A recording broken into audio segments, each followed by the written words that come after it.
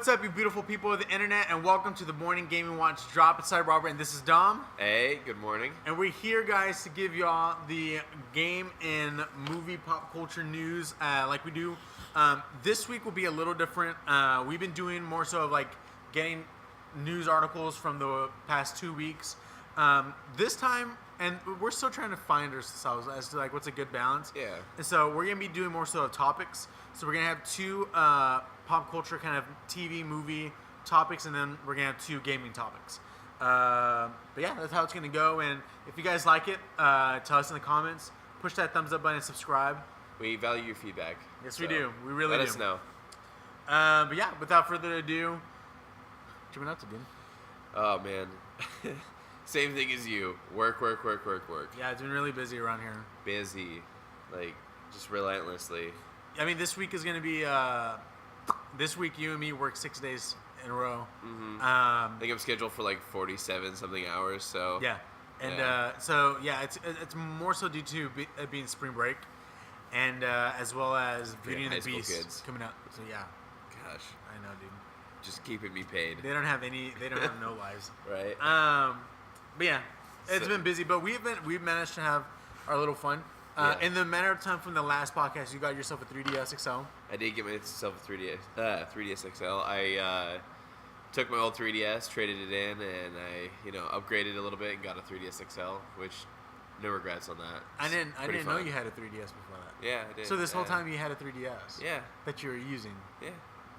I played Ocarina of Time on it, and I played like the original Pokemon Yellow and like the old Legend of Zelda on there. So I did not know this. Yeah. I thought you went and just got yourself one.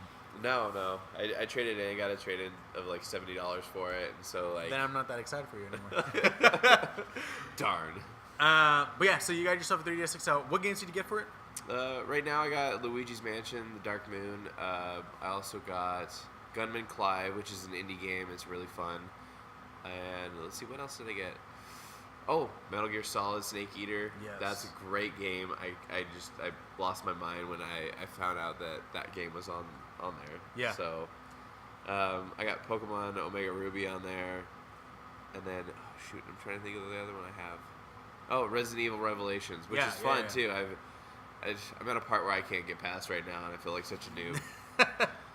Did you know instead of Metal Gear Solid 3 for the 3DS, if you take a picture of something, you can use that as your camo? So if you took a picture of like the grass outside, you can use that as your camo? Yep. It's pretty interesting. I saw that, but I wasn't really sure, and I haven't really played with it too much. Yeah. Because I was like, I don't want this to take up a bunch of memory on my game. So, but I also replaced the memory card and put like a bigger memory card in there, so I have just like unlimited blocks in my Game Boy now, which is great. Yeah. As well, and during that time, I also got a Nintendo Switch. Now, I'll be showing that off in a little bit. So jealous. We'll be showing that off in a little bit. We might even do a 1-2 Switch battle. We don't know. On camera for you guys. We don't know. We'll see. But yeah, at it. Logan came out as well. Logan was great. We're not going to talk about that this week, but real fast, I saw the movie. The movie was fantastic. It was... I remember I wrote online, it was a refreshing take on the superhero genre. Yeah. Because we're all used to the good old, beat 'em up, the superhero always comes out on top. But this one was really different, really well written, well cinematography. It was great. It was. I enjoyed it.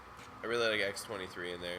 Amazing little actress. I hope she her career takes off. So I thought she was actually really, really good. Yeah, she was. Hugh Jackman and that girl looked like Joel and Ellie from The Last of Us. And like, what a way to start your career too. Like, right. You're working alongside Hugh Jackman. Yeah. Like, that's amazing right there. Yeah. And even her acting alongside Hugh Jackman, she didn't seem like she was diminished in any kind of way. No. She held her own. Absolutely. It was great. She was great. Yeah. Anyways, with that being said, remember guys, this is the Morning Game and Watch Drop. This comes out bi-weekly. We're going to try and see if we can get this weekly, but due to work and everything, it's a little difficult. We have time constraints. Exactly. We have lives, guys. We'll see if this becomes a weekly thing. If you guys want it to be a weekly thing, y'all can for sure share with your friends and push that thumbs up button and leave comments down below. That would be a way that we can get this weekly. But yeah, you guys can follow us on Twitter. I'll be putting our links in the description below. But without further ado, let's get right into the topics. The first topic for today will be Samurai Jack brought from Dom. Now, Samurai Jack came back on Cartoon Network for Adult Swim. I've not seen it yet. I was trying to search it all over the web, but I couldn't find it. So, do you know how long it's been since the Samurai Jack aired on Cartoon Network? All I know is that I was literally a little kid, not even a teenager. Let me tell you, yet. it has been 11 years since the end of the original series. So it aired from 2001 to 2004, roughly. So I was 11 years old. Yeah, so it's wow. Yeah, it's been 11 years since the end of that show. That's fantastic. They bring it back. They put it on Adult Swim. It's a lot more graphic. It's grittier. It takes place 50 years after the end of everything that happened in season 4, which is pretty interesting. And Samurai Jack, just really quickly, I don't want to ruin it for everybody. He doesn't really age with time. Like he explained. I mean, just right there, like the first 5 minutes of the show. Are these spoilers? Yes. Sorry. Okay, so spoilers. real quick, spoilers. If you haven't seen Samurai Jack, Jack, overview of the show. There's gonna be a quick, overview, kind of, almost a little bit of a spoiler class. I haven't seen it yet, but I really don't care. I'm still gonna see it. We should do a timestamp right here. 6:30. Spoiler. Yeah. Yeah. So yeah, we're gonna get a little deep into Samurai Jack. That would be mostly Dom because he saw it. I didn't get to see it, and I'm really excited that he got to see it. So yeah, so he's all new to this too. So just filling you in. So now there's these things, these girls that are trained. It looks like from birth. I don't know how old they are really. Yeah. Because it showed them as small children being trained by the daughters of Haku, like this weird cult that kind of follows Haku's ways, I guess. And would you say it's kind of like Kylo Ren in regards to Darth Vader? Yes, okay. That's a great way to put it. Yes, like that. But I mean, with these kind of shows, it's confusing. Like, first off, Jack doesn't age anymore because time has lost effect on him, right? So, and how does that happen? He straight up says this. He's like, time has lost effect on me. I do not age.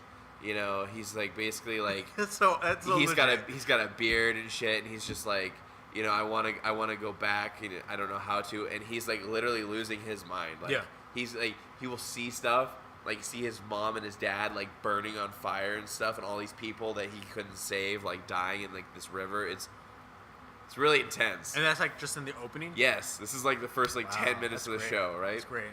Yeah, and this cult, the whole Daughters of Haku thing, right? They're training these girls, these 13 girls, to be assassins to go kill Jack, right? And they start out really young, right? Mm-hmm. They look like they're maybe 4 or 5, and they're battle training, and it takes them from there, but then it shows them growing up. So I'm not sure exactly how long it's been since they were kids and they grew up and stuff like that. I got you. Yeah. But it seems because Jack doesn't age, and they've established that, you try to take that into place as well. But they don't really. There's no transition of time with it. So I don't know if they're just they grow super fast or whatnot, or if it's actually been a couple years since they started training and they just are after Jack now. Yeah. And there's a fight scene with another assassin in there that's trying to kill Jack. He wipes out a whole town just to get Jack's attention, and he references Haku, and he calls him up on the phone. He goes, "Oh yeah, I'm Haku's greatest assassin, baby." And he's calls Haku up, and you hear Haku's voice on this phone, right? Uh-huh. So I don't get where that is all connecting at all. But was it Samurai Jack though a thing that was in the past and the future? Yeah. Future? And in his line, he kind of addresses that. He goes, Haku's presence still, grips the past, present, and future. I'm just kind of trapped here. Interesting. So, do you think? So I'm gonna be asking the majority of questions since you saw it. Yeah, go ahead. Do you think the story is gonna from the last episode to this episode? Did they make it seem as if it was an 11-year gap, playing along with the fact that it was gone for so long? Kind of, yeah. But I think they're playing along with the fact that it's been 50 years in the show. Okay. So it's even more of kind of a crazy little time warp there. like the scene opens up with him riding this bad motorcycle that's got spikes on it and just like riding on top of these like quick crazy like bug robots. Yeah. So, and he's lost his sword, so he doesn't have a sword anymore because he lost that like at the end of season 4 when he was fighting Haku and stuff.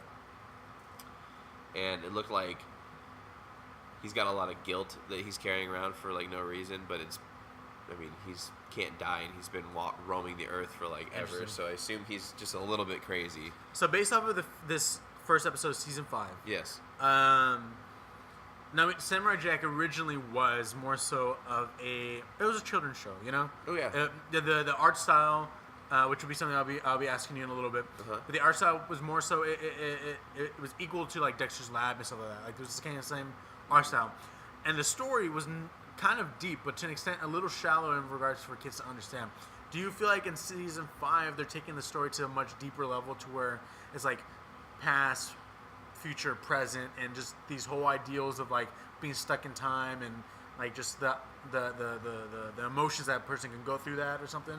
Absolutely.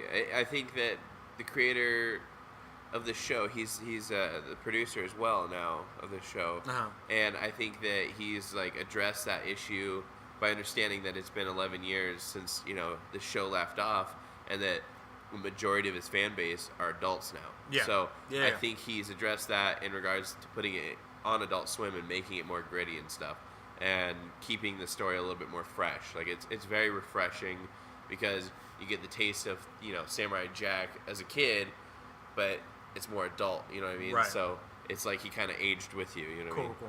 Yeah. I appreciate that. Secondly, I know that the art doesn't appear to have changed much. No. It's kind of the exact same way. And the art style, in my opinion, it ages well. It because does. there's really not much to it. Do you feel like it aged well? Like, do you think it looks perfectly fine in comparison to Steven Universe and Rick and Morty being alongside it? And you know what I'm saying? Yeah, absolutely. With like all good creators of shows, like especially like cartoons and stuff like that, everybody has their own different art style. Right. And I think I really appreciate this producer's art style because it is, from 11 years ago. It's from that time where everything was a little bit more like blocky and stuff, and it's not as how do you say, Adventures of Gumball or anything like that. Because everything right now looks almost the same. Yeah, it's not like Adventure Time, or it's not like what's the one with the raccoon and the blue jay? Regular show. I love that show, but it's I'm glad it's not like that kind of animation because it's different. It's nostalgic in a sense. And that's what's awesome because you're gonna get. I'm pretty sure there's gonna be kids watching this show. You know what I'm absolutely. Like it's on Cartoon Network. Yep. It's right there for people to access. Mm-hmm. It's awesome to see that we have your Rick and Morty's, your regular shows, all these other Adult Swim shows that are on there. Yeah. That kind of have all this similarity in regards to art style because that's what the age is at now. You know what I'm saying? Mm-hmm. That kind of art style is becoming a thing that's of nowadays, and it's gonna evolve even more and more as time goes on. It's awesome to see a thing of the past come to the present and make a stand. Yeah, make a statement, and it's like now it makes me wonder what are artists nowadays gonna start doing? Are we gonna see some more shows tap into that? Because this is doing really good, right? Yeah. Like going as in this is the classic. We have to go back to the classics to an extent, That'd be awesome if we have a little bit of that, but at the same time, this is what makes Samurai Jack. You know what I'm saying? Like that look, that art style, very plain colors, not much texture. That's what makes Samurai Jack what it is. And you know what? I do have a little surprise for you. I didn't discuss this pre-show with you at all. All right. But it is rumored, and I don't know if this is 100% true, but I'm positive that this is going to happen, that the Scotsman is going to make an appearance in this season. He comes back with like a cybernetic eye and everything. That'd be shit. Yeah, that dude was legit, dude. It's been I've read on several articles that he's gonna make an appearance. He's gonna make a comeback in the show. So, so let me ask you in regards to violence. The violence is up the ante, or is it not that much? Oh, definitely up the ante. I'm used to like graphic violence, I guess, in shows and movies, so. Doesn't bother me too much. I guess it could be taken badly by some people. Does art style lend to it being graphic? A bit, yeah. Like so going back real quick to the scene where I was talking about how these kids, these little girls, were training to be like these 13 assassins, right? Well, they're scaling this mountain and they're fighting these other sisters of Haku or whatever, daughters of Haku. And like one of the girls takes like an arrow that's being shot at her and like shoves it through this other girl's eye. Oh wow. Yeah. That's so legit, dude. It's cool.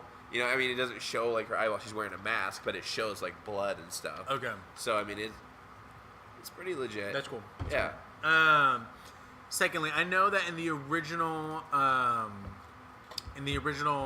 Samurai Jack, Jack didn't really talk all that much. Yeah.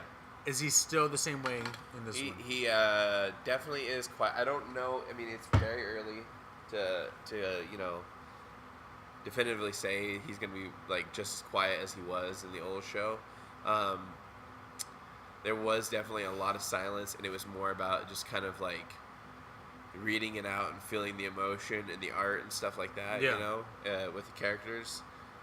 But there is definitely parts where he talks. You know, like it was brought up. It was addressed by the first guy he killed in that show. He goes, "Oh, it's the famous, you know, Samurai Jack stare," and you know, you just see Samurai Jack with his gnar beard and like this freaking huge samurai armor on, just like staring at this robot, you know, and just giving him this death look. And this robot's just sitting there talking crap to him the whole time, and he's just like the uncanny, just kind of stare at him. But afterwards, he talked a little bit, and he definitely has been like yelling a lot and stuff like that because he's been seeing this imagery like in everything. Like he was taking some, you know, water out of the river, getting a sip, and he just saw a bunch of floating dead bodies. You know, he was trying to like eat dinner like, you know, over an open fire at night, and he saw his dad like burning in almost like a crucifix style like way. Yeah, and it was really, really intense. So, and he kind of like, you know, there's a lot of him yelling no, and like, you know, it looks like he's battling with some sort of psychosis almost, you know. That's awesome, dude, because it in the original Samurai Jack, it always, you knew that he was battling with something inside. You know? You knew that he was like in torment, but like to an extent they couldn't really address it, you know. And I'm glad that they're going there. I'm glad they're going that far. Yeah. All right. Anyways, so getting back to topic. Samurai Jack. Final thoughts. What were your final thoughts on Samurai Jack? What did you think of the way it was? Final thoughts. I'm really excited for the show. I want there to be another season after this. Yeah. I hope. I really hope that it picks up enough speed and there's enough people that feel the same way and are passionate about it like I am, that continue to watch this show, and the creators like, oh yeah, a lot of people like this, why not make another, you know, season, like at least 2 more seasons, you know what I mean? Like after that, if he wants to kill it, but I think it's such a good show that you could take it to a whole lot of different places, you know what I mean? Yeah. So cool. Yeah, awesome. I need to check it out. But yeah.